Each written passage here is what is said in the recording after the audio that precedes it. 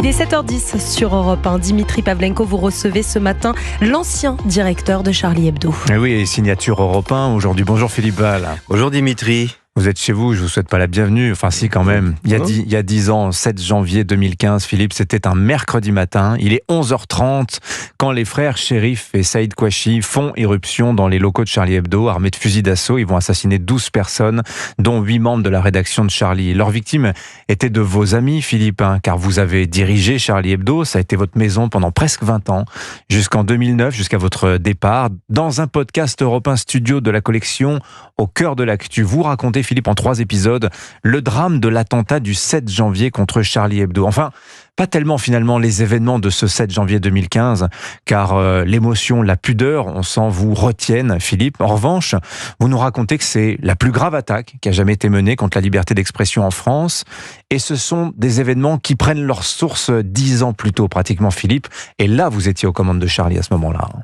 Oui, 10 ans plus tôt, on décide de publier ces fameuses caricatures qui font scandale au Danemark. Alors évidemment, comme je le raconte dans le podcast, c'est une fake news en réalité, puisque les caricatures publiées par le Jyllands-Posten, donc le journal danois, le journal danois et par Charlie Hebdo, ont déjà voyagé au Moyen-Orient et dans les pays arabes sans faire la moindre vague.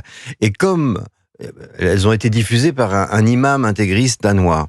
Alors, attendez, on va préciser, c'est un imam qui est d'origine syrienne. Syrienne, absolument. Réfugié au Danemark parce que persécuté par le régime Assad. Absolument. Qui a donc été accueilli par le bienveillant Danemark à son égard, qui a éduqué ses enfants, qui l'a nourri, qui l'a protégé. Il lui a fourni un logement, etc. Et cet imam, finalement, mène une campagne d'intoxication dans tout le monde arabe contre le Danemark en disant, regardez ces vilains impies qui crachent sur le prophète. Et donc, il diffuse ces fameuses caricatures sans résultat.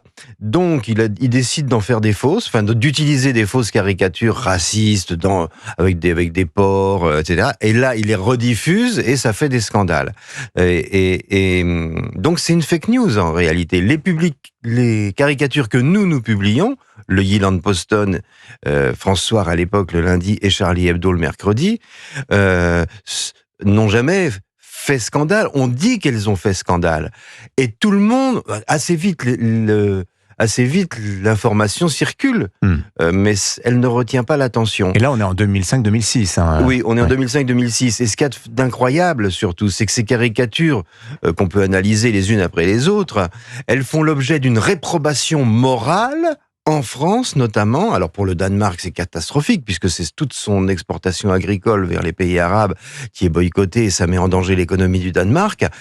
Et chez nous, ça met en danger la vente d'armes à l'Arabie Saoudite, notamment, la vente de Rafale. Donc, ça a des conséquences énormes, plus des manifestations, plus des morts dans des manifestations, et la réprobation morale pour des caricatures qui sont anodines, et réprobation morale qui nous vient de certains journaux, d'une bonne partie des intellectuels. Qu'est-ce qu'elles montraient, ces caricatures, Philippe? Parce que vous dites elles sont anodines. Est-ce que vous minimisez pas un petit peu la portée, la sensibilité finalement du public? Vraiment, on voit un terroriste qui monte, par exemple, qui monte au ciel, et puis il y a Dieu qui lui dit désolé, il y a plus de vierges, on est en rupture de stock. Bon, donc des trucs comme ça qui sont des dessins d'humour, ni plus ni moins, quoi. Alors il y a un personnage avec un turban, avec une bombe dans le turban. Ouais, celui-là, on s'en rappelle, oui. Voilà, donc qui a fait polémique, mais toutes les représentations, quand il y en a, le montrent avec des sabres.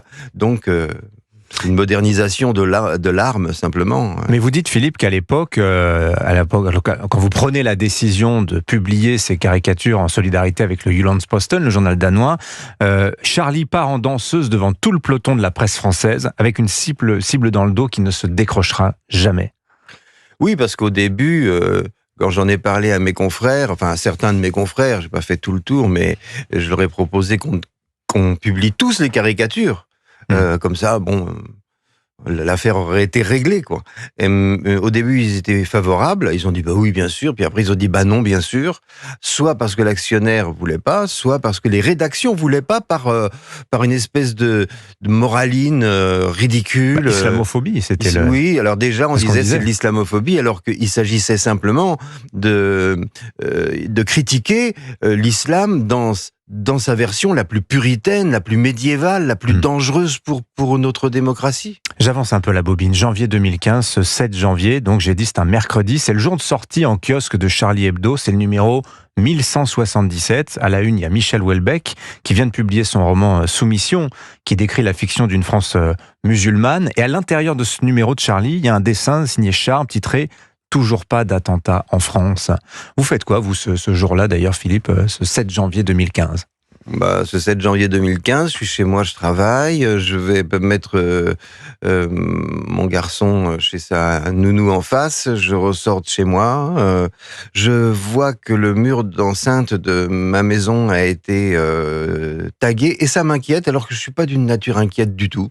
Je décide que je vais appeler le commissariat pour signaler ça, parce que ça me semble étrange, et au moment où j'allais le faire, j'ai un appel de mon ami d'enfance qui me dit il y a une fusillade à Charlie, et là je sens comme un seau d'eau glacée sur la tête, et on ne sait pas les conséquences de cette fusillade, et très vite le ministère de l'Intérieur m'appelle et me dit de me barricader chez moi, de pas sortir. Je dis mais il faut que je sorte, je vais aller voir ce qui se passe à Charlie. Moi je ne suis plus à Charlie depuis longtemps déjà, mais et vous êtes protégé depuis une dizaine d'années aussi, Philippe, à ce moment-là. Et on me dit attendez que la police vienne vous chercher, sortez pas de chez vous. Donc les policiers sont venus me chercher, voilà, je suis rentré, ils m'ont emmené rue Nicolas Appert. Donc c'était là où se trouvait le siège de Charlie à l'époque. Oui, c'est ça. Et je suis arrivé en même temps que Manuel Valls, et qui est décomposé, et qui monte dans la salle de rédac, qui me dit attends-moi, et je reverrai toujours toute ma vie cette scène qui me repasse encore dans la tête la nuit, et il redescend au bord de l'évanouissement, et il me dit ne monte surtout pas. Et je sais pas pourquoi, mais j'ai une espèce de gratitude pour Manuel Valls, déjà parce que je l'aime bien, c'est un ami, mais il a, grâce à lui, j'ai pas cette image dans la tête à chasser ou à voilà. J'ai pas vu quoi. Qu'est-ce qui reste aujourd'hui de ce 7 janvier 2015, Philippe ? Alors vous avez fait votre billet hebdomadaire sur Europe 1 hier sur ce sujet-là, mais pour les auditeurs qui vous auraient pas entendu hier matin, Philippe. Ce qui reste, je pense que la population n'a pas oublié. Je pense que ce qu'a oublié, il y a des tas de gens qui n'ont pas oublié. Les journaux, beaucoup de journaux, de chaînes d'infos, des radios comme Europe, n'ont pas oublié et sont vigilants, sont devenus vigilants, contrairement à ce qu'on pense au fil de ces années. Mais on doit le dire, hélas, il y a toute une partie du monde intellectuel, sous l'influence de la France insoumise et d'une espèce de morale soi-disant de gauche qui assigne les Arabes et qui doivent être musulmans, leurs femmes doivent être voilées. Bref, vous voyez, une espèce de... Le Monde est comme ça, le journal Le Monde est comme ça. Ces gens-là n'ont toujours pas compris. Oui. Ils n'ont toujours pas compris et ils confondent la vigilance vis-à-vis d'un islam médiéval qui déteste la France, qui déteste l'Europe, qui déteste les libertés, qui déteste l'égalité homme-femme, qui déteste la liberté de la sexualité pour les homosexuels, tout cet islam dangereux.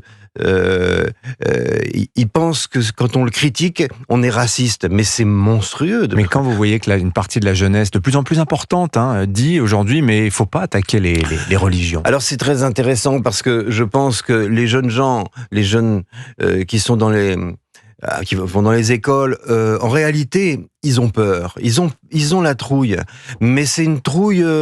Donc c'est la peur qui guide la tolérance, vous pensez ? C'est la peur qui guide la tolérance. Ça n'est pas du tout de la tolérance. Quand on discute au fond avec ces gosses, on se rend compte qu'en réalité, ils sont un petit peu otages d'une peur latente dans les cours de récré. D'ailleurs, on le voit parfois dans les études d'opinion, parce que quand ils font des études et qu'ils en sortent, après, ils votent très, très, très à droite.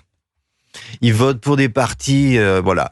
Donc, ça veut dire que moi, je pense que la morale qui accuse la critique de l'islam d'islamophobie, elle est dictée d'abord et avant tout par la peur. La peur. Et c'est pas déshonorant d'avoir peur. Ce qui est déshonorant, c'est d'habiller sa peur avec des arguments moraux. Merci beaucoup Philippe Val d'être venu ce matin dans Europe 1 Matin. Je renvoie les auditeurs vers votre podcast Europe 1 Studio, collection Au cœur de l'histoire, 10 ans après Au cœur de l'actu. Au cœur de l'actu, pardon. Oui, mais c'est Au cœur aussi de l'histoire. l'actu. Et 10 ans après l'attentat de Charlie Hebdo en 3 épisodes. Merci Philippe. Merci Dimitri. Bonne journée à vous.